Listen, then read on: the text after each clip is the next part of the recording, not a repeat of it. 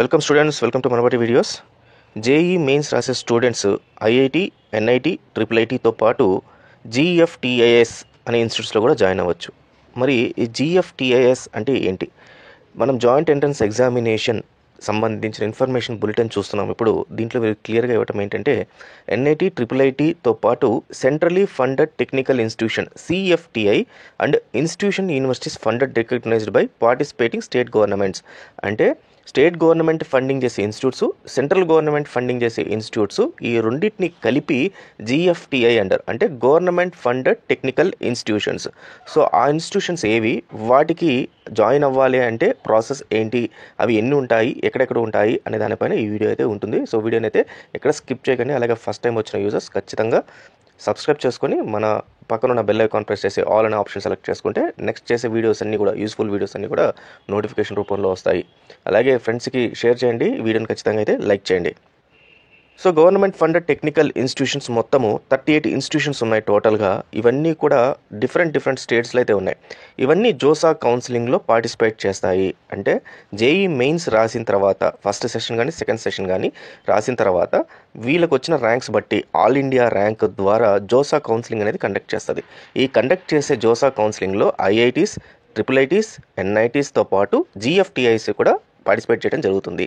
So జీఎఫ్టీఐస్ throughout ఇండియాలో different స్టేట్స్లో డిఫరెంట్గా ఉన్నాయి.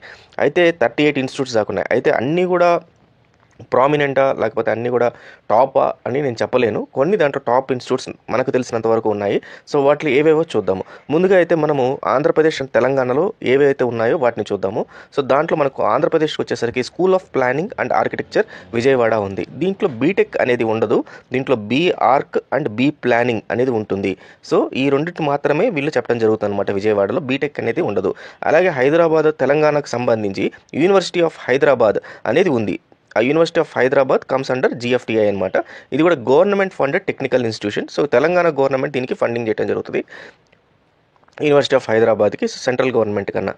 సో ఈ రెండు మాత్రం మన Andhra Pradesh and Telangana. Apart from Andhra Pradesh and తెలంగాణలో మనకి వేరే చోట్ల చాలా ఉన్నాయి. సో వాటిలో మెయిన్ ఇన్స్టిట్యూట్స్ ఏవి ఉన్నాయో, ఏవేవి మంచివో చూద్దాము. So Birla institute of technology Mesra అనేది చాలా మంచి ఇన్స్టిట్యూట్.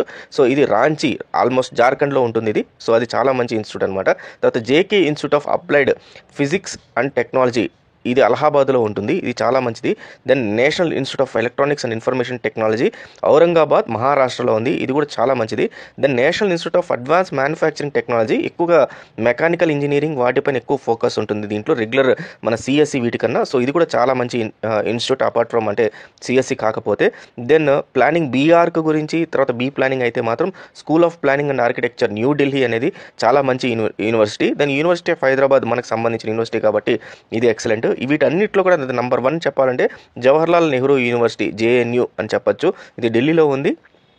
ఇది చాలా మంచి ఇన్స్టిట్యూట్, చాలా మందికి తెలిసిన యూనివర్సిటీ. దాని international institute of information technology, మామూలుగా international institute of information technology IIT కింద కన్సిడర్ చేయొచ్చు. సో ఇది మనకు భువనేశ్వర్లో ఒకటి ఉందన్నమాట. సో ఇది చాలా మంచి ఇన్స్టిట్యూట్. సో ఆ రకంగా పుదుచ్చేరి టెక్నికల్ ఇన్స్టిట్యూట్ కూడా మంచి ఇన్స్టిట్యూటే మనకు. సో ఈ రకంగా మనకు ఆల్మోస్ట్ 38లో మనకు టోటల్గా ఇన్స్టిట్యూట్ ఆఫ్ కెమికల్ టెక్నాలజీ ఒకటి ఇంకోటి ఉంది భువనేశ్వర్లో, అదే చూస్తున్నాను. So institute of chemical technology Bhubaneswar, ఇది కూడా చాలా మంచి ఇన్స్టిట్యూట్. కానీ దీంట్లో మొత్తం కెమికల్ టెక్నాలజీ వాటి ఉంటుంది. దాని ఛత్తీస్గఢ్ స్వామి వివేకానంద టెక్నికల్ ఇన్స్టిట్యూట్, బిలాయ్, ఇవి కూడా చాలా మంచి ఇన్స్టిట్యూట్ అనమాట. సో ఇవన్నీ కూడా మనకు తెలిసిన institutes, top most universities.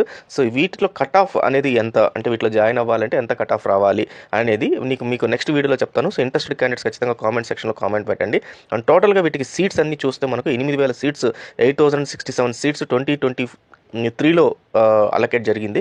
So వీటిలో రావాలంటే మీకు ఎంత కట్ ఆఫ్ రావాలి, జేఈ మార్క్స్ అనేది గురించి నెక్స్ట్ వీడియోలో ఉంటుంది. ఇంట్రెస్టెడ్ స్టూడెంట్స్ అందరూ కామెంట్స్ పెడితే ఖచ్చితంగా ఒక 20 కామెంట్స్ వస్తే ఖచ్చితంగా దానిపైన వీడియో చేయడం జరుగుతుంది. So all the best students, thank you very much.